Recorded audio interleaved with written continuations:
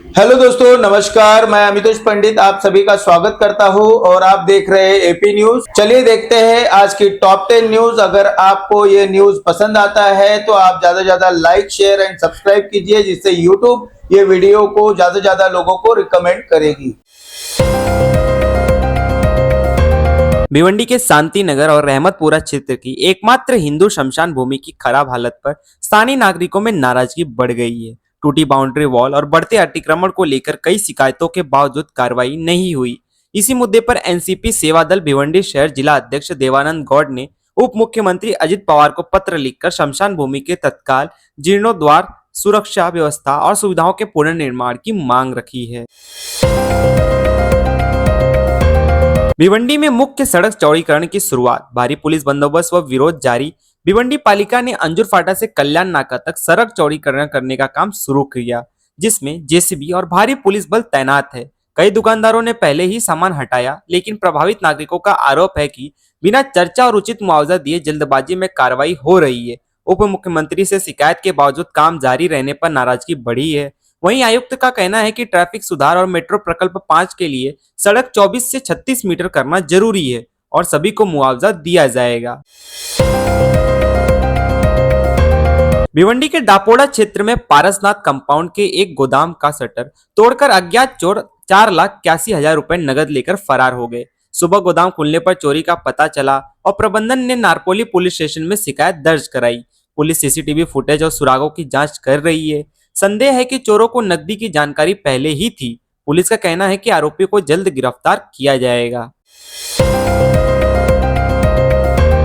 भिवंडी के मानकोली क्षेत्र में रहने वाले एक 38 वर्षीय युवक से ऑनलाइन निवेश का लालच देकर 18,80,000 रुपए की ठगी कर ली गई। आरोपी ने खुद को शेयर मार्केट की प्रतिष्ठित कंपनी से जुड़ा बताकर भारी मुनाफे का झांसा दिया और सितंबर से नवंबर के बीच अलग अलग ट्रांजैक्शन से रकम हड़प ली। लाभ मांगने पर फोन बंद कर दिए गए तो ठगी का पता चला। नारपोली पुलिस ने 3 आरोपियों के खिलाफ आईटी एक्ट और भारतीय दंड संहिता के तहत मामला दर्ज कर जांच शुरू कर दी है।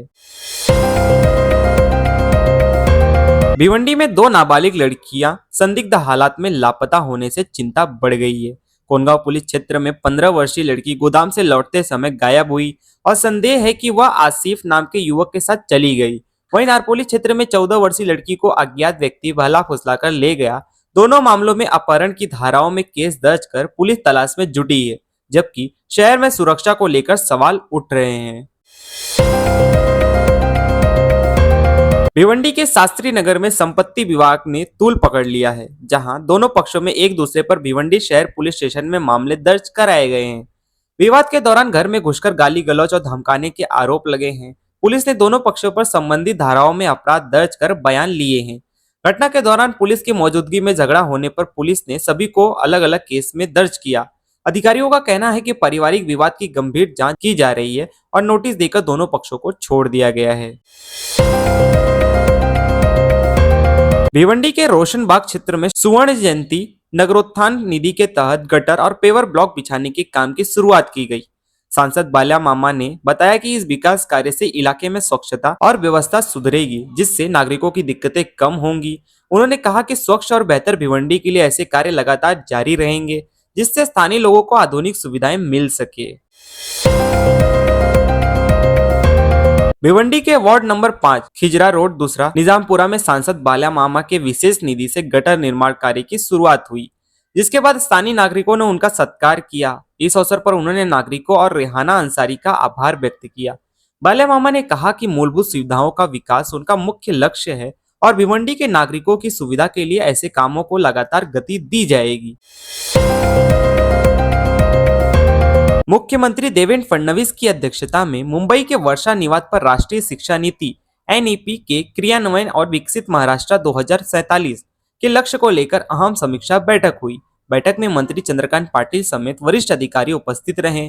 इस दौरान राज्य में शिक्षा प्रणाली को आधुनिक और वैश्विक जरूरतों के अनुरूप बनाने, स्किल डेवलपमेंट बढ़ाने और युवाओं को भविष्य की नौकरियों के लिए तैयार करने पर जोर दिया गया। सरकार का कहना है कि बेहतर शिक्षा ही विकसित महाराष्ट्र के सपने को साकार कर सकती है। प्रधानमंत्री नरेंद्र मोदी ने गुजरात के सूरत में निर्माणाधीन बुलेट ट्रेन स्टेशन का दौरा कर Mumbai Ahmedabad high speed rail corridor की प्रगति की समीक्षा की। उन्होंने भारत की पहली बुलेट ट्रेन परियोजना पर काम कर रही टीम से बातचीत की और कार्य की गुणवत्ता व गति का जायजा लिया। पीएम मोदी ने कहा कि यह हाई स्पीड कनेक्टिविटी भारत के विकास का बड़ा कदम है और आगामी वर्षों में देश की परिवहन व्यवस्था में बड़ा परिवर्तन लाएगी।